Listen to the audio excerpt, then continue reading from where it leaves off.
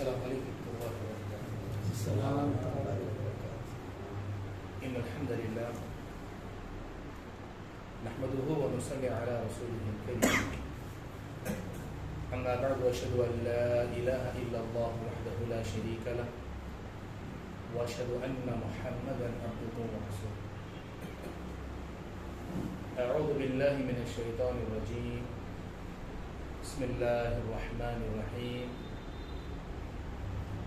قال الله ربي في كلامه المبين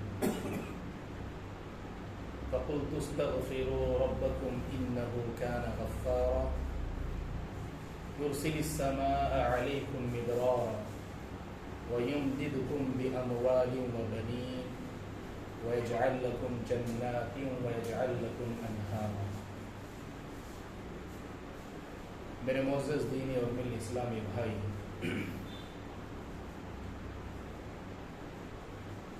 آپ سبھی کو جیسے معلوم ہے کہ آج ہمارا جو درس کا جو مرکزی جو عنوان ہے توبہ و استغفار کی اہمیت، اس موضوع پر کچھ باتیں میں قرآن اور صحیح احادیث کی روشنی میں رکھنے کی کوشش کروں۔ رب العالمین سے دعا ہے کہ اللہ تعالیٰ سب سے پہلے مجھے ان باتوں پر عمل کرنے کی توفیق نیک عطا فرمائے۔ اللہ تعالیٰ ہم اور آپ کو اس عمل کو اپنی زندگی میں لازمی طور سے پابندی کے ساتھ عمل کرنے کی توفیق نیک عطا فرمائے۔ میرے بھائیوں، ہم اور آپ بحیثیت انسان کے ہم سے کبھی کبھار جان بوجھ کر کے یا انجانے میں یا کبھی نفس کی اتباع کرتے ہوئے یا شیطان کے وسوسے میں آ کر کے یا دنیا کے کسی فتنے میں مبتلا ہو کر کے بسا اوقات ہم اور آپ سے چھوٹے بڑے جانے انجانے اللہ کے نبی صلی اللہ علیہ وسلم کی نافرمانی، اللہ رب العالمین کی نافرمانی اور معصیات اور گناہوں کے مرتکب ہو جاتے ہیں۔ جیسا کہ پیارے نبی صلی اللہ علیہ وسلم نے حدیث کے اندر بیان فرمایا کہ کل بنی آدم خطاء وخیر الخطائین التوابون۔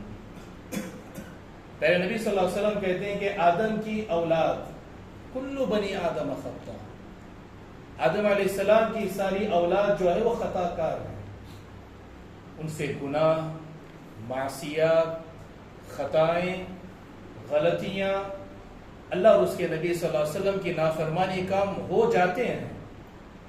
اس کا یہ مطلب نہیں ہے کہ ہم اور آپ کو اجازت ہے ہمیں گناہ کرنا چاہیے، گناہ ہو جاتے ہیں، کبھی جان بوجھ کر کے ہوتا ہے، کبھی انجانے میں ہو جاتے ہیں، لیکن اس کے باوجود جو سب سے اہم چیز ہے گناہ کے بعد، نافرمانی کے بعد احساس گناہ یہ انسان کے دل میں پیدا ہو، تب جا کر کے اللہ کی توفیق ہوگی اس کو توبہ و استغفار کرنے کی۔ پھر وہ انسان اللہ تعالیٰ سے اگر سچی توبہ کرتا ہے، گناہ کے اس راستے کو چھوڑ دیتا ہے، نافرمانی کے راستے کو چھوڑ کر کے نیکی اور اطاعت و فرما برداری کے راستے پر چل پڑتا ہے، تو اللہ تعالیٰ اپنے ایسے بندوں سے بہت زیادہ محبت کرتا ہے۔ خیر الخطائین التوابون، سب سے بہترین ہے یہ لوگ، غلطیوں کے بعد، گناہوں کے بعد، معصیات کے بعد احساس گناہ اپنے دل میں لاتے ہوئے اگر اللہ سے سچی توبہ کرتے ہیں، اللہ سے معافی مانگتے ہیں، روتے ہیں، گڑ گڑاتے ہیں، اللہ کے سامنے عاجزی و انکساری کرتے ہیں، تو اللہ تعالیٰ کے نزدیک سب سے بہترین لوگ ہیں۔ ہو سکتا ہے کہ شاید دنیا انہیں معاف کرے یا نہ کرے، ہو سکتا ہے کہ لوگوں کے نزدیک وہ انسان محبوب ترین ہو یا نہ ہو، لیکن اللہ تعالیٰ کے نزدیک وہ سب سے بہترین ہے جو اللہ سے توبہ کرتے ہیں، اور اللہ تعالیٰ اسے محبت کرتا ہے۔ تو میرے بھائیوں، اور یہ ایسا عمل ہے کہ انسان کا اللہ تعالیٰ سے معافی مانگنا، اپنے گناہوں پر ندامت اور شرمندگی کے ساتھ اللہ کے سامنے سچے دل سے توبہ استغفار کرنا، اللہ تعالیٰ سے مغفرت و بخشش طلب کرنا، پیارے نبی صلی اللہ علیہ وسلم نے اس کے کرنے کا حکم بھی دیا. اللہ کے نبی صلی اللہ علیہ وسلم نے حکم ہی نہیں اس پہ عمل کر کے دکھایا. اللہ کے نبی صلی اللہ علیہ وسلم کے سامنے صحابہ جو تربیت یافتہ تھے انہوں نے عمل کر کے دکھایا. اس اعتبار سے توبہ و استغفار یہ ایسا عمل ہے, یہ ایسی نیکی ہے جو حدیث قولی ہے, جو حدیث فعلی ہے, جو حدیث تقریری بھی ہے.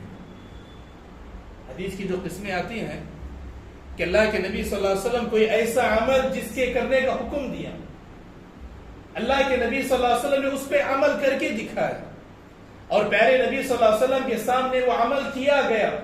ان اعمال میں سے یہ عمل ہے توبہ و استغفار, اور اتنا اہمیت اور فضیلت والا یہ عمل ہے. بعض علم اس کے تعلق سے لکھتے ہیں کہ احول الناس, کہ لوگوں کے نزدیک بہت سے شریعت کے دین کے ایسے اعمال ہیں, ایسے نیکیاں ہیں جو لوگ اس کو بہت ہی معمولی اور کم تر سمجھتے ہیں, اور انہی میں سے اللہ تعالیٰ کے سامنے توبہ و استغفار اس عمل کو شاید کہ الا من رحم ربی, جو اپنی زندگی میں صبح و شام دن و رات پابندی کے ساتھ اس کا اہتمام کرتے ہوں, اس پر عمل کرتے ہوں, الا من رحم ربی, شاید کچھ لوگ آپ کو نظر آئے. اور اکثر میرے بھائیو اس عمل سے غافل اور غفلت میں پڑے ہوئے, غفلت کے شکار ہمیں لوگ نظر آتے ہیں. یہ بات ہمیشہ آپ یاد رکھیں, توبہ و استغفار, اللہ تعالیٰ سے اپنے گناہوں کی معافی, مغفرت یا بخشش طلب کرنا, یہ اللہ تعالیٰ کی توفیق سے ہوتا ہے. اور اللہ تعالیٰ اپنے بندوں میں سے صرف انہی کو توبہ کرنے کے, استغفار کرنے کی اللہ تعالیٰ توفیق عطا کرتا ہے جس کو سب سے پہلے یہ احساس ہو کہ مجھ سے گناہ ہوا ہے. اب ایک انسان کو احساس ہی نہیں ہے, اللہ کی نافرمانی پہ نافرمانی کرتا جا رہا ہے, پیارے نبی صلی اللہ علیہ وسلم کی سنتوں کی مخالفت اس کی زندگی میں عام ہے, شریعت پر اس کا کوئی عمل نہیں ہے, بس ایسی زندگی جی رہا ہے. تو ایسے انسان کو شاید کہ اللہ تعالیٰ کے ہاں ان گناہوں کے تعلق سے توبہ استغفار کرنے کی توفیق ملے. احساس گناہ بہت ضروری ہے, انسان کو احساس ہو ارے مجھ سے گناہ ہوا ہے, مجھ سے اللہ کے نبی صلی اللہ علیہ وسلم کی سنت کی مخالفت مجھ سے ہوئی ہے. اب عام اس چیز کو سمجھنے کے لیے مثال کے طور پہ آپ دیکھیں, اگر کوئی دو بھائی ہیں, ان میں سے کسی کی غلطی کسی کی نہیں, اگر میں اختلاف اگر ہو جائے, اگر غلطی کرنے والے کو اس کی غلطی کا احساس نہ ہو, آپ اس کو کتنا بھی سمجھائیں, کتنا بھی بولیں, کتنی بھی نصیحت کریں, اللہ کے بندے وہ آپ کا دینی بھائی ہے, اس سے معافی مانگیں, مسئلے کو ختم کر دیں. لیکن جب تک اگر وہ اپنی غلطی کو نہ مانے, اس پہ اڑا رہیں کہ نہیں میں صحیح ہوں, آپ کتنا بھی نصیحت کریں, کتنا بھی آپ اس کو سمجھائیں, وہ معافی مانگنے کے لیے تیار نہیں ہوتا ہے. تو اللہ تعالیٰ کی توفیق بھی ایک انسان کو اپنے گناہوں کی معافی, مغفرت, توبہ و استغفار کی توفیق اسی وقت ملتی ہے جب انسان کو احساس ہو. اور احساس کیسا ہونا چاہیے جانتے ہیں, اللہ کے نبی صلی اللہ علیہ وسلم کے صحابہ, ان کی زندگیوں سے ہمیں ملتا ہے. ایک دو مثال لینے کے اپنی بات کو آگے بڑھاتا ہوں میں. اللہ کے نبی صلی اللہ علیہ وسلم کے صحابی معاذ بن مالک اسلمی رضی اللہ عنہ, اللہ کے نبی صلی اللہ علیہ وسلم کے پاس آتے ہیں, کہتے ہیں کہ طہرنی یا رسول اللہ, اللہ کے رسول صلی اللہ علیہ وسلم آپ مجھے پاک کیجیے. اللہ کے نبی صلی اللہ علیہ وسلم کہتے ہیں کہ آپ جائیں اور اللہ تعالیٰ سے توبہ استغفار کریں. بار بار اللہ کے نبی صلی اللہ علیہ وسلم کہہ رہے, پہلی مرتبہ, دوسری مرتبہ, تیسری مرتبہ, چوتھی مرتبہ جب کہتے ہیں اللہ کے نبی آپ مجھے پاک کیجیے, اللہ کے نبی صلی اللہ علیہ وسلم کہتے ہیں کس وجہ سے, کس وجہ سے میں آپ کو پاک کروں, کون سا ایسا گناہ ہے, کون سی ایسی بات ہے جس کی وجہ سے میں آپ کو پاک کروں. کہتے ہیں اللہ کے نبی صلی اللہ علیہ وسلم بالزنا, مجھ سے زنا ہوا ہے, زنا جیسا گناہ مجھ سے سرزد ہوا ہے, آپ اس گناہ سے آپ مجھے پاک کریں. اس حدیث کے ٹکڑے سے شاعری نے حدیث لکھتے ہیں کہ احساس گناہ ایک مومن کے دل اس طرح ہوتا ہے. اللہ کے نبی صلی اللہ علیہ وسلم سے کریں, حالانکہ چاہتے تو اس جرم کو چھپا سکتے، اللہ سے سچی توبہ کر بھی لیتے، اللہ معاف بھی کر دیتا ہے، کوئی جاننے والا نہیں تھا، کسی کو معلوم بھی نہیں تھا، اس کے باوجود احساس گناہ، کیونکہ دنیا میں اس کی جو حد ہے، اس کی جو سزا ہے، اس کو دنیا میں وہ سزا پا لینے کے بعد پاک و صاف ہو جائے. کیوں؟ ان عذاب الدنیا اہون من عذاب الاخرہ، کیونکہ دنیا کا عذاب، دنیا کی سزا یہ بڑی آسان ہے آخرت کے عذاب اور آخرت کی سزا کے مقابلے میں. تو یہ احساس گناہ لگی. پھر اللہ کے نبی صحابہ سے کہتے ہیں ارے کہیں یہ بہکی بہکی باتیں تو نہیں کرتے ہیں، ایسا تو نہیں کہ یہ چپ ایسے بول رہے ہیں. اس بات کہتے ہیں کہ نہیں، میں اپنے پورے ہوش حواس میں اس کو کہہ رہا ہوں. پھر اللہ کے نبی کہیں ایسا تو نہیں کہ کہیں کچھ نشہ وشا کر لیا. ایک صحابی باقاعدہ ان کے منہ میں سونگ کے دیکھتے ہیں، کہتے نہیں اللہ کے نبی ایسا معاملہ نہیں ہے. اس کے بعد اللہ کے نبی صلی اللہ علیہ وسلم کہتے ہیں کہ آپ انہیں لے جائیں، رجم کر دیں. بالکل ایسا ہی واقعہ ایک صحابیہ کا بھی آتا ہے جسے غامدیہ کہتے ہیں، غامدیہ رضی اللہ عنہا. یہ صحابیہ بھی آتی ہے اللہ کے نبی صلی اللہ علیہ وسلم کے پاس. پیارے نبی صلی اللہ علیہ وسلم کے زمانے میں صحابہ ہوں، صحابیات ہوں، وہ کوئی معصوم علی خطا جماعت نہیں تھی. ان سے ہی بسا اوقات گناہ ہوتے، لیکن گناہ کے بعد احساس سے گناہ اس طرح ان کی دلوں میں پایا جاتا، ان کے اندر ضد نہیں پایا جاتا تھا، ہمدردی نہیں تھی ان کے اندر. پتہ چل جاتا ہے کہ اللہ کی نافرمانی ہے، کہ اللہ کے نبی کی نافرمانی ہے، تو فوراً وہ اللہ تعالیٰ کی طرف رجوع ہوتے، اللہ تعالیٰ سے اپنے اس گناہوں کی معافی، مغفرت و بخشش طلب کرتے. غامدیہ بھی آتی کہ اللہ کے نبی صلی اللہ علیہ وسلم طہرنی یا رسول اللہ، اللہ کے رسول صلی اللہ علیہ وسلم مجھے پاک کیجیے. اللہ کے نبی صلی اللہ علیہ وسلم کہتے ہیں کہ ارجعی، لوٹ جا، واستغفری اللہ، اور اللہ تعالیٰ سے توبہ استغفار کر. اس کے بعد غامدیہ کہتے ہیں اللہ کے نبی کہیں آپ مجھے مائز کی طرح بار بار لوٹائیں گے تو نہیں؟ کیونکہ اللہ کے نبی نے مائز بن مالک اسلمی رضی اللہ عنہ کو 3 مرتبہ لوٹایا. چوتھی مرتبہ پوچھا اللہ کے نبی نے آپ ان کی طرح تو مجھے بار بار لوٹائیں گے نہیں؟ اللہ کے نبی صلی اللہ علیہ وسلم کس وجہ سے میں تمہیں پاک کروں؟ کہتے ہیں زنا کی وجہ سے.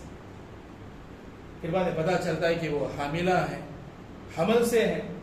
ایک لمبی تفصیل کی حدیث ہے. پھر اللہ کے نبی انہیں بھیجتے ہیں کہ جاؤ، وضع حمل کے بعد آنا، ڈیلیوری کے بعد آنا. دوبارہ بچے کو لے کر کے دوبارہ لوٹ کے آتی ہیں اللہ کے نبی کے پاس. پھر اللہ کے نبی کہتے ہیں کہ دودھ پینے کی عمر ہے اس بچے کی، جب یہ بچہ کھانے پینے کے لائق ہو جائے تب اس کو لے کر گیا، کیونکہ ابھی اس بچے کو تمہاری ضرورت ہے. پھر وہ جاتی ہے. پھر ایک مرتبہ اللہ کے نبی صلی اللہ علیہ وسلم بعد جب آتی ہے تو اس بچے کے ہاتھ میں کچھ کھانے کی چیز، حدیث میں آتا روٹی کچھ تھی، وہ ہاتھ میں بچے کا تھا. پھر اللہ کے نبی صلی اللہ علیہ وسلم نے اس بچے کی کفالت رضا دی، کسی نے ذمہ داری لی. پھر اللہ کے نبی صلی اللہ علیہ وسلم نے کہا کہ آپ انہیں لے جائیں اور رجم کر دیں. تو صحابی اور صحابیہ کی اس حدیث سے ہمیں کیا پتہ چلتا ہے؟ انسان سے گناہ ہوتا ہے، کوئی معصوم علی خطا نہیں ہے، گناہ ہو جاتے ہیں. بسا اوقات کبھی انسان نفس کا شکار ہو جاتا ہے، شیطانی وسوسوں میں آ جاتا ہے، کبھی دنیا کی فتنوں میں مبتلا ہو جاتا ہے، کبھی غفلت کا شکار ہو جاتا ہے. اور جیسا کہ آپ معلوم ہے کہ ایمان و یزید و ینقص، کبھی انسان کا ایمان بڑھتا ہے کبھی گھٹتا ہے. لیکن اس کا یہ مطلب نہیں کہ انسان سے گناہ ہو جائے، غلطی ہو جائے، انسان اس پر مصر رہے، اڑا رہے. یہ مومن کا معاملہ نہیں ہوتا ہے. احساس گناہ بہت بڑی چیز ہے. انسان کے دل میں احساس پیدا ہو جائے، فوراً وہ اللہ تعالیٰ کی طرف رجوع کرے اور اللہ تعالیٰ سے سچی توبہ اور مغفرت طلب کرے اللہ تعالیٰ سے. اور میرے بھائیو، اللہ تعالیٰ کی ذات ایسی ذات ہے، ایک انسان اگر کتنے بھی گناہ کرے، لیکن گناہ کرنے کے بعد انسان کے دل میں گناہ کا احساس آئے، اللہ تعالیٰ سے اگر وہ سچی توبہ اگر وہ کرتا ہے تو اللہ اس کو معاف کر دیتا ہے. یہ اللہ تعالیٰ کی شان ہے. لوگوں کا یہ مزاج ہے، لوگوں کی یہ طبیعت ہے. کبھی اگر کسی کوئی غلطی ہو جائے، ہو سکتا ہے کہ شاید مرتے دم تک اس کو معاف نہ کرے، یا ایسا بھی ہو سکتا ہے کہ یا تو وہ دنیا سے چلا جائے بغیر معافی کے، یا یہ دنیا سے چلا جائے بغیر اس کو معاف کیے. ایسے بہت سے واقعات ہم اور آپ کی زندگی میں ہم کو دیکھنے کو ملتے ہیں. فلاں والد اپنے بیٹے سے اس طرح ناراض ہیں، پتہ نہیں اس کی کچھ ایسی غلطی تھی، وہ مرتے دم تک اس سے ناراض رہے، دنیا سے چلے بھی گئے لیکن اپنے بیٹے کو معاف نہیں کیا. یا بعض اولاد کا ایسا معاملہ ہے والدین کے تعلق سے، ان کے ساتھ کبھی کچھ ایسا معاملہ ان کے ساتھ ہوا اور انہوں نے کبھی اپنے والدین کے ساتھ یا اپنے بھائی بہنوں کے ساتھ رحم دلی اور معافی کا معاملہ نہیں کیا، یہاں تک کہ یہ دنیا سے چلے گئے. لیکن میرے بھائیو، اللہ تعالیٰ کی ذات ایسی ذات نہیں ہے. حدیث قدسی میں آتا ہے کہ خود اللہ تعالیٰ کہتا ہے یا ابن آدم، اے آدم کے بیٹے، لو اتیتنی بقراب الارض خطایا ثم لقیتنی لا تشرک بی شیئا لاتیتک بقرابها مغفرہ. حدیث قدسی میں خود اللہ تعالیٰ کہتا ہے یا ابن آدم، اے آدم کی اولاد، اے آدم کے بیٹے، لو اتیتنی بقراب الارض خطایا، اگر تو میرے پاس زمین بھر گناہ لے کر کے آ، سارے گناہوں کی لذت تم نے چکھ لیا، سارے گناہ تم نے کر لیے، کوئی ایسا گناہ نہیں جس کو تم نے نہ چھوڑا ہو، زمین بھر گناہ تم میرے پاس لے کر کے آئے، لیکن ان گناہوں میں شرک کا گناہ نہیں تھا. لو اتیتنی بقراب الارض خطایا، زمین بھر گناہ لے کر کے آئے لیکن ان گناہوں میں شرک جیسا گناہ نہیں تھا. اللہ تعالیٰ کیا کہتا ہے؟ لَأَتَيْتُكَ بِقُرَابِهَا مَغْفِرَةً، لیکن میں جب تیرے سے ملاقات تیرے پاس آؤں گا پوری مغفرت اور بخشش کے ساتھ تیرے پاس آؤں گا.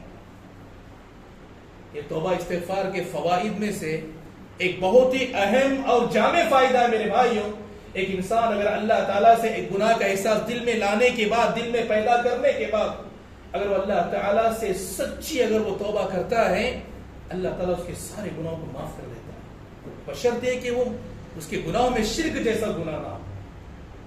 اور اگر کوئی انسان، شرک بھی ایک ایسا گناہ ہے، وہ بھی اللہ تعالیٰ معاف کر دیتا ہے.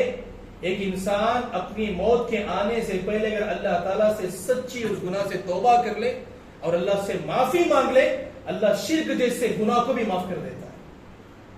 یہ اللہ تعالیٰ کی شان ہے، اللہ تعالیٰ کا مقام ہے. اللہ تعالیٰ کے بارے میں اگر شرک جیسا بھی اگر گناہ کر لے کہ انسان اگر اللہ سے معافی مانگ لے، اللہ اس کو معاف کر دیتا ہے.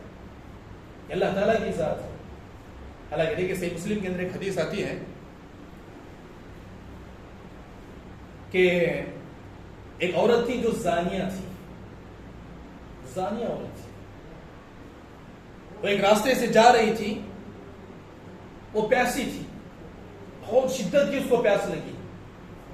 اور ایک دوسری حدیث میں ایک مرد کا بھی ذکر آتا ہے، صحیح مسلم کی حدیث ہے، شدت کی اس کو پیاس لگی ہے، وہ راستے سے جا رہی ہے کہ دیکھتی ہے کہ مطلب ایک کنواں ہے، کنویں میں نہ رسی نہ ڈور کچھ نہیں ہے. کسی طرح وہ اپنے آپ کو کنویں میں لے جاتی ہے اور جاتے کے بعد پانی پیتی ہے اور سیراب ہو کر کے بالکل پانی سے پوری پیاس بجھ جاتی، باہر آتی ہے. باہر آنے کے بعد دیکھتی ہے کہ ایک کتا ہے جو بہت زیادہ پیاسا ہے اور اپنی زبان زمین سے چاٹ رہا ہے، رگڑ رہا ہے. وہ دیکھتے کہ ہو سکتا ہے کہ شاید مجھے جس طرح پیاس لگی تھی اس کو بھی پیاس لگی ہوگی، اس کو بھی پیاس لگی ہوگی. تو دوبارہ کسی طرح وہ کنویں میں جاتی ہے، کسی طرح پانی کو بھر کر کے اپنے منہ میں پکڑ کر کے لے کے آتی ہے اور اس جانور کو پلا دیتی ہے. اللہ تعالیٰ اس کے اس عمل کی قدر بھی کرتا ہے، اللہ تعالیٰ جو فغفر لہا اس کو معاف بھی کر دیتا ہے. زانیہ عورت ہے، یہ اللہ تعالیٰ کی شان ہے. اور دوسری حدیث میں آتا ہے کہ ایک شخص تھا جو راستے سے جا رہا تھا کہ دیکھا ایک کنواں ہے، شدت کی اس کو پیاس لگی ہے، تو اپنی پیاس بجھانے کے لیے کنویں میں دیکھتا کہ نہ رسی ہے نہ ڈول ہے. کسی طرح وہ کنویں کے اندر جاتا ہے اور اپنی پیاس بجھا کر کے پانی پی کر کے باہر آتا ہے اور آنے کے بعد دیکھتا ہے کہ ایک کتا ہے جو بل بلا رہا ہے پیاس کی وجہ سے، پیاس کی شدت کی وجہ سے، اور زمین کی مٹی کھا رہا ہے، زمین کو اپنی زبان سے زمین کی مٹی کو چاٹ رہا ہے. وہ کہتا ہے کہ جس طرح مجھے پیاس کی شدت لگی اس کی بھی پیاس لگی ہوگی. تو لہٰذا وہ اس کنویں میں جاتا ہے اور اپنے جوتے میں، اپنے موزے میں یا شو جس کو کہتے ہیں، اس میں کسی طرح پانی بھر کر کے لاتا ہے اور اس کتے کو پلاتا ہے. اللہ تعالیٰ اس کو معاف کر دیتا ہے، اس کی مغفرت کر دیتا ہے اللہ تعالیٰ. تو بتانے کا مقصد ہے میرے بھائیوں، توبہ و استغفار کے فوائد میں سے ایک سب سے بڑا فائدہ یہ ہے، اگر ہم اللہ تعالیٰ سے توبہ کریں تو اللہ تعالیٰ ہماری توبہ قبول کرتا ہے، اللہ تعالیٰ معاف بھی کر دیتا ہے. اور اسی طرح میرے بھائیوں، توبہ و استغفار اللہ تعالیٰ سے کہ انسان کا معافی مانگنا، توبہ استغفار کرنا، یہ ہم اور آپ کے روزانہ کے اعمال میں سے ایک اہم ترین عمل ہے۔ صبح و شام ہم جو کرتے ہیں،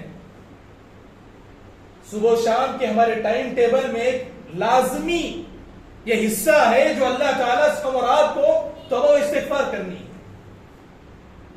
اب لوگوں میں کچھ ایسے لوگ بھی آپ کو ملیں گے جو اپنے اصولوں کے، اپنے قوانین کے، اپنے وقت کے بڑے پابند ہوتے ہیں۔ ایسے لوگ ملیں گے آپ کو۔ کچھ لوگ ہوتے ہیں بس ایسے ہی اٹھ رہے ہیں، ایسے ہی کام پہ چلے گئے، وہ اپنا ایسے جی رہے ہیں۔ لیکن وہیں پر ایک مومن جو ہوتا ہے، مومن کی زندگی میں شرعی احکام کی اتباع کے مطابق اس کا بھی صبح و شام کا ایک ٹائم ٹیبل ہوتا ہے۔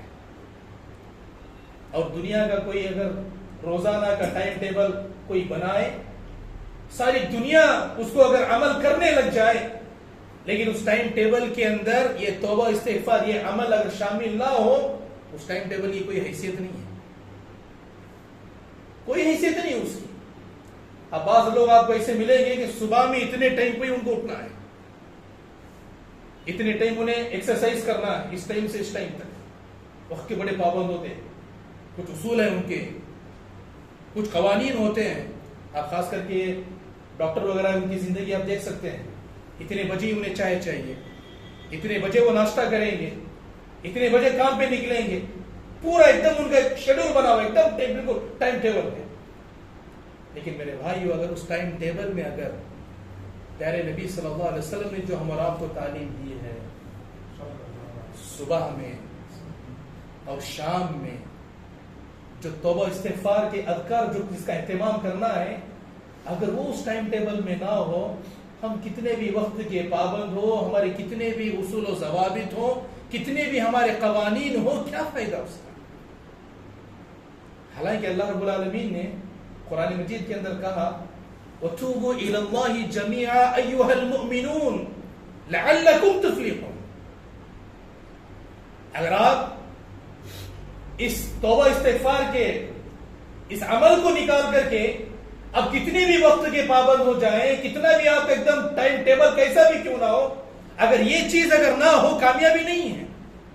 کامیابی جو اللہ تعالیٰ نے کہا وَتُوبُوا إِلَى اللَّهِ جَمِيعًا أَيُّهَا الْمُؤْمِنُونَ، اے ایمان والو تم سارے کے سارے اللہ تعالیٰ سے اکٹھا ہو کر کے توبہ استغفار کرو۔ اللہ نے کیا کہا؟ لَعَلَّكُمْ تُفْلِحُونَ، شاید کہ تم کامیاب ہو جاؤ۔ ہم اور آپ کی دنیا اور آخرت کی کامیابی میرے بھائیوں توبہ استغفار کے اندر ہے۔ اسی لیے پیارے نبی صلی اللہ علیہ وسلم کے عمل کے ذریعے سے آپ دیکھیں، اللہ کے نبی صلی اللہ علیہ وسلم ہمیں تعلیم دیتے، اللہ کے نبی صلی اللہ علیہ وسلم کی تعلیمات ہیں، اللہ کے نبی صرف کہانی اس پہ عمل کر کے دکھایا۔ اللہ کے نبی صلی اللہ علیہ وسلم سلسلہ سیاح کے اندر ایک حدیث آتی ہے، اس کے اندر صحابہ کہتے ہیں کہ اللہ کے نبی صلی اللہ علیہ وسلم کو ایک مجلس میں 100 سے زائد مرتبہ اس ذکر کو ہم نے عمل کرتے ہوئے دیکھا۔ اور ذکر کیا ہے؟ رب اغفر لی وتب علی انک انت التواب الغفور۔ بڑا جامع ذکر ہے توبہ استغفار کا۔ رب اغفر لی، اے میرے رب تو مجھے بخش دے، مجھے معاف فرما، وتب علی انک انت التواب الغفور۔ اس ذکر کو 100 سے زائد مرتبہ اللہ کے نبی صلی اللہ علیہ وسلم کی ایک ہی مجلس میں ہم نے اللہ تعالیٰ سے توبہ استغفار کرتے ہوئے دیکھا ہے، سنا ہے۔ ایک مجلس میں اللہ کے نبی کا یہ معاملہ ہے۔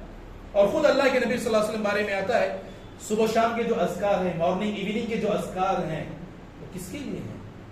وہ اور آپ کی خیر و بھلائی کے لیے ہیں۔ ایک حدیث میں آتا ہے کہ اللہ کے نبی صلی اللہ علیہ وسلم کہتے ہیں کہ روزانہ صبح و شام 70 سے زائد مرتبہ ہم اور آپ کو اللہ تعالیٰ سے توبہ استغفار کرنی ہے، ہر دن صبح اور شام۔ اور ذکر کیا ہے؟ استغفر اللہ واتوب الیہ، روزانہ کرنا ہے ہم کو، یہ پہلا ذکر ہے۔ آج ہو، کل ہو، پرسوں ہو، ترسوں ہو، جب تک کہ ہم اور آپ کو موت نہ آ جائے، صبح و شام کے اذکار میں پیارے نبی صلی اللہ علیہ وسلم نے کہا کہ پورے دن میں 70 سے زائد مرتبہ یہ ذکر ہم کو کرنا ہے، استغفر اللہ واتوب الیہ۔ اب آپ بتائیں کتنے ایسے ہمارے بھائی ہوں گے جو اس اللہ کے نبی کی سنت پر جو اللہ کے نبی اپنی پوری زندگی اس پر عمل کیے، اس کا اہتمام کر رہے ہیں. حالانکہ پورے دن میں 70 زائد اس پر عمل کر رہے ہیں. ان کو صرف ایک ذکر نہیں ہے، اس کے علاوہ اور ایک ذکر ہے جس کے بارے میں اللہ کے نبی صلی اللہ علیہ وسلم کہتے ہیں مجھے کبھی اگر کوئی غفلت ہو جاتی، مجھ سے اگر کبھی غفلت ہو جاتی تو میں فوراً صبح میں 100 مرتبہ یا اس سے زائد اور شام میں 100 مرتبہ اس سے زائد اس ذکر کا اہتمام کرتا. استغفر اللہ. اللہ کے نبی کا عمل ہے. ہر دن صبح میں 100 مرتبہ اس سے زائد اور شام جب عصر کے بعد ہے 100 مرتبہ اس سے زائد. اللہ کے نبی صلی اللہ علیہ وسلم اس پر عمل کرتے. 70 مرتبہ وہ الگ ہے، وہ بھی صبح شام کے اذکار میں سے پورے دن میں آپ کو 70 زائد مرتبہ آپ کو توبہ استغفار کرنی ہے اور وہ ذکر کہنا ہے استغفر اللہ واتوب الیہ. اللہ کے نبی اس پر بھی عمل کر رہے ہیں، عمل کرنے کا حکم بھی دے رہے ہیں اور صحابہ نے اللہ کے نبی کے سامنے اس پہ عمل کر کے بھی دکھایا. اور دوسرا ذکر یہ استغفر اللہ. اور تیسرا میرے بھائی جو سب سے جامع ہے، قرآن و سنت میں جتنے بھی توبہ استغفار کے جو اذکار ہیں اس کا یہ سردار کی اہمیت رکھنے والا وہ یہ ذکر ہے جس کو سید الاستغفار کہتے ہیں. یہ ایسا ذکر ہے میرے بھائیو، اللہ کے نبی صلی اللہ علیہ وسلم نے کہا یہ سید الاستغفار جو ذکر ہے اگر کوئی صبح میں یقین کے ساتھ، صحیح بخاری مسلم کی حدیث ہے اور الحمدللہ بارک اللہ میں امید کرتا ہوں کہ اللہ تعالیٰ کی ذات سے کہ آپ سبھی کو یاد ہو سید الاستغفار. لیکن سید الاستغفار کو جو فائدہ جو اللہ کے نبی صلی اللہ علیہ وسلم نے جو بتایا ہے، پہلے نبی صلی اللہ علیہ وسلم کا جو فائدہ بتایا سید الاستغفار کا، وہ فائدہ ہمیں اسی وقت ملے گا جب 2 شرط اس کے اندر پائی جائے گی. اس کا فائدہ سب سے پہلے آپ دیکھیں، اللہ کے نبی صلی اللہ علیہ وسلم نے کہا کہ سید الاستغفار یہ جو ذکر ہے اگر کوئی صبح میں اگر اس کو پڑھتا ہے، اگر شام ہونے سے پہلے اگر اس کا انتقال ہو جائے، اگر وہ مواقع ہے، اللہ کے یہاں جنت کا وہ مستحق ہوتا. کتنی بڑی فضیلت ہے. ایک بار پڑھنا ہے آپ کو، زیادہ نہیں ہے. ایک بار اللہ کے نبی نے کہا کہ سید الاستغفار اسی صبح میں پڑھتا ہے، شام سے پہلے اگر اس کی موت واقع ہو جائے وہ اللہ کے یہاں جنت کا مستحق ہے، جنت کا حقدار ہے. اور اگر شام میں اگر وہ ایک مرتبہ پڑھتا ہے، صبح ہونے سے پہلے اگر وہ انتقال کر جائے، اس کی روح قبض ہو جائے، اللہ کے یہاں وہ جنت کا مستحق اور جنت کا حقدار ہے. کتنا فضیلت والا عمل ہے. لیکن یہ فضیلت یہ اسی وقت ایک انسان کو ملے گی جب اس کے اندر 2 شرط پائی جائے گی. پہلی شرط یہ ہے کہ ذکر کو وہ پڑھے. اگر وہ چاہتا ہے کہ اللہ اس کو جنت دے، جنت کو مستحق اور حقدار بنے، تو اس کے لیے پہلی شرط یہ ہے کہ ذکر کا اہتمام کرے، پابندی کے ساتھ، لازمی طور پر. کسی اور چیز کو بھولے یا نہ بھولے لیکن اس سید الاستغفار کو اپنی زندگی کبھی نہ بھولے. اسی لیے ذکر کے بارے میں آتا ہے بقیہ اذکار صبح و شام کے لیے خاص ہے، صبح میں 3 شام میں 3 ایسا. لیکن یہ سید الاستغفار بھی صبح و شام ایک مرتبہ ہے. لیکن اس ذکر کے بارے میں یہ آتا ہے اگر آپ صبح یہ ذکر اگر پڑھنا بھول گئے، اگر آپ کو دن میں کبھی بھی یاد آ جائے پڑھ لیجیے. اگر شام میں اگر یہ ذکر اگر آپ پڑھنا بھول گئے یا پوری رات میں اگر آپ کو جب یہ ذکر یاد آ جائے کہ میں نہیں پڑھا سید الاستغفار، آپ پڑھ لیجیے. تو یہ اس ذکر کے تعلق سے آتا ہے. حالانکہ ذکر کے دیکھیے جو سید الاستغفار ہے کہ اللہم انت ربی لا الہ الا انت خلقتنی وانا عبدک وانا علی عہدک ووعدک ما استطعت اعوذ بک من شر ما صنعت ابوء لک بنعمتک علی وابوء لک بذنبی فاغفر لی فانہ لا یغفر الذنوب الا انت. اتنا جامع ذکر ہے، لیکن یہ ذکر ایک انسان صرف زبانی طور سے نہ پڑھے. زبانی طور سے پڑھنا نہیں ہے، اس کا ایک ایک لفظ اس کا کیا معنی ہے، ایک انسان اس ذکر میں کیا کہہ رہا ہے، کیا اللہ تعالیٰ سے دعا کر رہا ہے، کیا اللہ سے مانگ رہا ہے، کیا وہ اللہ سے بول رہا ہے. آپ کو جو زبان سمجھ میں آتی ہے، آپ کو جو زبان آسان ہے، اس زبان میں اس کو سمجھ کر کے، سیکھ کر کے، اس کے معنی مطلب کو سمجھتے ہوئے یقین کے ساتھ، یہ اہم شرط ہے، یقین کے ساتھ اگر آپ یہ ذکر پڑھیں گے، اگر موت بھی واقع ہو جائے ذکر کے بعد، اللہ کے آپ جنت کے مستحق ہیں. اس ذکر میں کیا ہے؟ اللہ کی توحید کا اقرار ایک انسان کرتا ہے. اللہم انت ربی، اے اللہ تو میرا رب ہے. اللہ کی توحید کا اقرار کر رہا ہے اس ذکر میں ایک انسان. اللہم انت ربی، اے اللہ تو میرا رب ہے. وانا عبدک، میں تیرا بندہ ہوں. اللہم انت ربی لا الہ الا انت خلقتنی وانا عبدک. یہ پہلا اس ذکر کا ایک پہلا جو حصہ وہ یہ کہ انسان توحید کا اقرار کرتا ہے. اور آگے اگر جاتا ہے اسی ذکر میں آگے جاتا ہے اس میں کیا ہے؟ وَأَبُوءُ لَكَ بِذَنْبِي. دوسرا جو اس ذکر سے جو ہمیں جو پیغام نصیحت ملتی وہ یہ ہے، ایک انسان گناہ کرنے کے بعد احساس گناہ دل میں لاتے ہوئے اللہ کے سامنے ان گناہوں کا اعتراف کر رہا ہے. کہہ رہا ہے کہ وَأَبُوءُ لَكَ بِذَنْبِي، اللہ مجھ سے گناہ ہوا ہے، فلاں وقت مجھ سے گناہ ہوا، فلاں جگہ میں مجھ سے گناہ ہوا، اے گناہ ہوا، وہ گناہ ہوا. اللہ کے سامنے کہہ رہا ہے، وہ بول رہا ہے. اعتراف گناہ، جو انسان گناہ کا اعتراف کر رہا ہے، یہ اصل چیز ہے جو اس ذکر میں ہے. ہمیں ایک تو اللہ کی توحید کا اقرار ہے، یہ اس کے بعد میں انسان کیا کر رہا ہے؟ جب گناہ کا اعتراف کر لیا تو اس ذکر میں سب سے اہم جو میسج جو ہمارا آپ کے لیے وہ یہ ہے کہ اللہ تعالیٰ سے وہ مغفرت اور بخشش طلب کر رہا ہے. فاغفر لی فإنہ لا یغفر الذنوب الا انت. اللہ گناہ کا اعتراف تو میں نے کر لیا تیرے سامنے، اب اللہ تو مجھے معاف کر. اور آگے کیا کہہ رہا ہے؟ کیونکہ تیرے علاوہ مجھے کوئی معاف کرنے والا نہیں ہے. مجھ سے اگر کچھ گناہ ہو جائے، آپ سے کچھ گناہ ہو جائے، یا کوئی کسی کی ذمہ داری نہیں لیا کہ بھائی فلاں کا دامن تھام لو آپ بخشے جائیں گے، فلاں کا دامن تھام لو جنت مل جائے گی. ایسا نہیں ہے.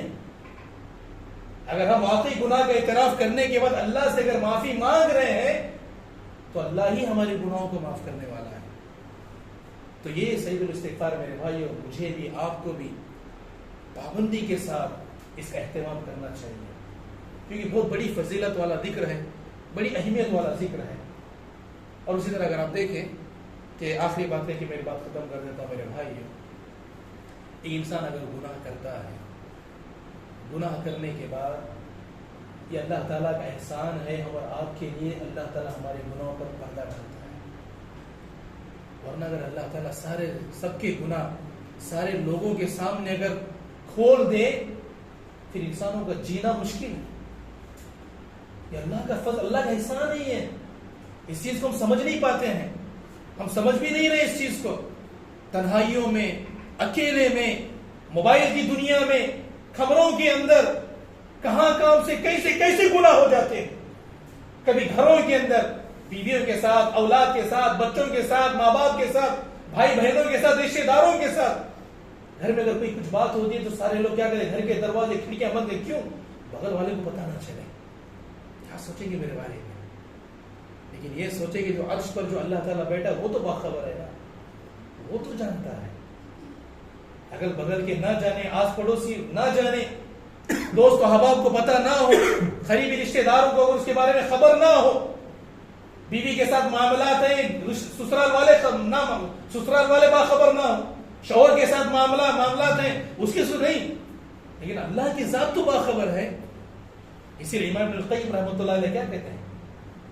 امام ابن القیم الجوزی رحمۃ اللہ علیہ کہتے ہیں کہ اللہ یذکرنا ثم ینادینا ثم یغفر لنا ثم یحبنا ثم یبدل ذنوبنا الى حسنات ما اکرمک یا اللہ.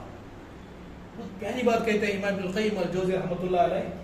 اللہ کی ذات تو وہ ذات ہے کہ الذنوب فی الخلوات کثیر، تنہائیوں میں، اکیلے میں بہت ہم گناہ کرتے ہیں، بہت ہم سے گناہ ہوتے ہیں. اسی لیے موبائلوں میں دیکھیں پیٹرن پہ پیٹرن، لاک پہ لاک، پتہ نہیں کون سے لاک ہوتے ہیں. آم کا بھی بتا رہے کچھ لاک بھی ہوتا ہے، پیٹرن ہے، پاسورڈ ہے، پتہ نہیں. میں یہ نہیں کہتا کہ مطلب کوئی ڈال رہے ہیں تو مطلب وہ جرم کر رہے، نہیں. اکثر نوجوان بچے بچیاں، لڑکے لڑکیوں کی دیکھیں آپ اکیلے میں، تنہائی میں، نہ جانے کتنے وہ اللہ تعالیٰ کے محارم کا ارتکاب کرتے ہیں. کسی کو موبائل دینے کے لیے بھی تیار نہیں ہوتے ہیں. سمجھ رہے ہیں؟ یقیناً الجوال نعمت من، موبائل اللہ کی بہت بڑی نعمت ہے. اگر صحیح استعمال ہو اور اس کا غلط استعمال ہو تو اس سے بڑا زحمت یا اس سے خطرناک اور ہلاک اور بات کرنے والی چیز کوئی دنیا میں فی الوقت نہیں ہے. بڑی خطرناک چیز ہے. اسی لیے کیا کہتے ہیں, انسان تنہائی میں گناہ کر رہا ہے پھر بھی اللہ کے اللہ یسترنا پردہ ڈال رہا ہے, لوگوں کو پتہ نہیں چل رہا ہے, سامنے سے پتہ نہیں چل رہا ہے کہ کون کیسا ہے, لیکن اس کا اور اللہ کا معاملہ, اللہ بس پردہ ڈال رہا ہے. پھر اللہ تعالیٰ کیا کرتا ہے, انسان گناہ کرے ثم ینادینا, پھر اللہ اپنے بندے کو آواز دیتا ہے, پکارتا ہے. کب پکارتا ہے جانتے ہیں؟ تہجد کے وقت. امام القیم الجوزی ہمارے اسلاف جو کوئی بھی قول اگر نقل کرتے قرآن و سنت ہی کا وہ نچوڑ ہوتا تھا, وہ اللہ گناہوں پہ پردہ ڈال رہا ہے, ثم ینادینا, گنہگار بندوں کو اللہ آواز لگاتا ہے, پکارتا ہے. کب؟ تہجد کے وقت میں. آپ جانتے ہیں کہ تہجد کے وقت میں فرشتہ آتا ہے, آواز لگاتا ہے, کون ہے تم میں سے جو گنہگار اپنے گناہوں کی معافی اللہ سے مانگے, اللہ اس کے گناہوں کو معاف کرے. اللہ آواز لگاتا ہے. اور ہم تہجد کے وقت میں سوئے رہے, کیسے ہم اور آپ کی مغفرت ہو. پھر آگے کہتے ہیں ثم یغفر لنا, اگر اللہ کی اس پکار کو سن کر کے اگر کوئی اللہ سے معافی مانگ لے, توبہ استغفار کر لے, اللہ یغفر لنا, اس کو معاف کر دیتا ہے, بخش دیتا ہے اللہ تعالیٰ اس کو. پھر آگے وہ کہتے ہیں ثم یحبنا, اپنے اس گنہگار بندے کو اللہ معاف کرنے کے بعد اس سے محبت کرتا ہے. اللہ سے توبہ استغفار کرنے والے بندے اللہ کے محبوب ترین بندے ہیں. اللہ نے قرآن مجید میں بھی کہا کہ ان اللہ یحب التوابین ویحب المتطہرین, یقیناً اللہ تعالیٰ توبہ کرنے والے بندوں کو پسند کرتا ہے, ان سے محبت کرتا ہے. گنہگار بندہ اللہ کے نزدیک اگر سچی توبہ کرتا ہے, توبہ کے بعد اللہ کے نزدیک وہ گنہگار نہیں, محبوب ترین بندہ اللہ کا بن جاتا ہے. ثم یحبون, اللہ اس سے محبت کرتا ہے. پھر آگے وہ کہتے ہیں ثم یبدل ذنوبنا الی حسنات ما اکرمک یا اللہ کی ذات. آپ دیکھیں ایک انسان گناہ کر رہا ہے, اللہ اسے گناہ پہ پردہ ڈال رہا ہے, پھر اللہ اس کو کہہ رہا ہے کہ مجھ سے معافی مانگ, میرے بندے معافی مانگ لیتا ہے, اللہ اس کو معاف کر رہا ہے. معافی کے بعد میں وہ بندے سے اللہ محبت کرتا ہے. اتنا ہی نہیں, محبت کے ساتھ ساتھ وہ کہتے ہیں ثم یبدل ذنوبنا الی حسنات, اللہ کی ذات الحمدللہ اللہ اس کے سارے گناہوں کو معاف کرنے کے بعد اس کے سارے گناہوں کو اللہ نیکیوں میں بدل دیتا ہے. کیا اللہ کی شان. اسی چیز کو اللہ نے قرآن مجید میں کہا ہے الا من تاب وآمن وعمل عملا صالحا فاولئک یبدل اللہ سیئاتهم حسنات وکان اللہ غفورا رحیما. ایک انسان اگر اللہ سے توبہ کرتا ہے تو اللہ تعالی توبہ کرنے کے بعد گناہ کی زندگی کو چھوڑ کر کے ایمان کے ساتھ عمل والی زندگی کو گزارنے لگتا ہے. اللہ تعالیٰ نے کہا کہ فَأُولَٰئِكَ يُبَدِّلُ اللَّهُ سَيِّئَاتِهِمْ حَسَنَاتٍ, اللہ اس کے سارے گناہوں کو معاف کرنے کے بعد اس کے سارے گناہوں کو اللہ تعالیٰ نیکیوں میں کنورٹ کر دیتا ہے. ابھی انسان کتنے گناہ کرے, اللہ سے معاف ہو, اللہ اس کے سارے گناہوں کو نیکیوں میں بدل دیتا ہے. تو پہلے کہ میرے بھائیو, آپ کے سامنے کچھ باتیں توبہ استغفار کے تعلق سے رکھنے کا مقصد میرا یہی ہے کہ ہم اور آپ خطا کار اللہ کے گنہگار بندے ہیں.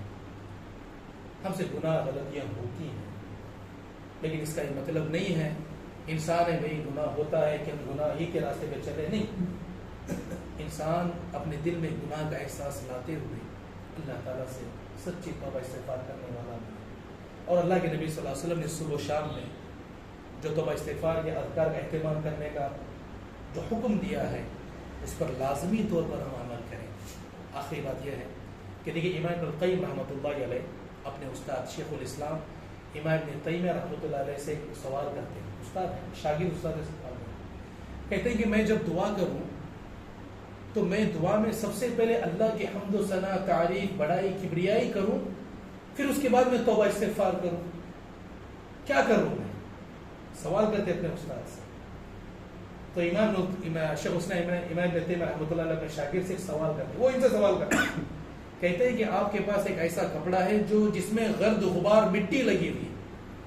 مان لیجئے کہ ہم لوگ پہن کر کے جو کپڑا بھی چھوڑ دیے, کپڑا گندا ہو گیا. وہ کہتے ہیں کہ اب دوبارہ اگر آپ کو یہ کپڑا پہننا ہے تو آپ اس کو کیا عطر لگائیں گے, کیا کریں گے؟ عطر لگا کے آپ اس کو پہنیں گے یا کیا کریں گے؟ وہ کہتے ہیں کہ نہیں, کپڑا گندا ہو چکا ہے, اس گندے کپڑے کو سب سے پہلے میں صابن یا کسی چیز سے میں اس کو اچھے سے دھلوں گا. جب دھلنے کے بعد وہ گندگی سے, دھول مٹی سے جب وہ کپڑا پاک و صاف ہو جائے گا پھر اس کو میں عطر لگا کر کے دوبارہ میں اس کو پہنوں گا. کہتے ہیں کہ دعا میں بھی اسی کا اہتمام کرنا, پہلے اللہ کے سامنے توبہ استغفار کرنا, اپنے گناہوں کی معافی مغفرت پہلے چاہنا, پہلے گناہوں سے پاک و صاف ہونے کے بعد پھر اللہ تعالیٰ کی بڑائی، کبریائی، حمد و ثنا، اس کی تحمید و تحریم و تقدیس بیان کرنا. تو یہ امام تیمیہ رحمہ اللہ نے دعا کے تعلق سے ادب ہمیں سکھلایا ہے. اللہ تعالیٰ سے میری دعا ہے کہ اللہ رب العالمین ہمارا آپ کو اب تک ہم سے جو بھی جانے انجانے میں چھوٹے یا بڑے جو بھی گناہ یا نافرمانی کے کام کیے ہیں، اللہ تعالیٰ تو اپنے فضل و کرم سے تو غفار ہے، تو غفور ہے، ہمارے سارے گناہوں کو، ساری غلطیوں کو، ساری معصیت اور گناہ والے کام کو اللہ تو معاف فرما. اللہ رب العالمین باقی جو زندگی تو جانتا ہے کہ کس کی زندگی کتنی ہے، تو باقی ماندہ زندگی میں اللہ تعالیٰ ہمیں نیکی پر عمل کرتے ہوئے، متقین کے راستے پہ چلاتے ہوئے ایک نیکی کے ساتھ گزارنے والی زندگی کی توفیق نہیں عطا فرمائے. اللہ رب العالمین جب تک وہ ہمیں دنیا میں زندہ رکھ، قرآن و سنت پر عمل کرنے والا، صحابہ اور سلف کے منہج پر چلنے والا بنا کر کے رکھ. اللہ رب العالمین جب موت بھی آئے تو قرآن و سنت پر عمل کرتے ہوئے، صحابہ کے منہج کے مطابق زندگی گزارتے ہوئے تو ہمیں موت نصیب عطا فرما. آمین. وآخر دعوانا ان الحمد للہ رب العالمین. سبحانک اللہم وبحمدک.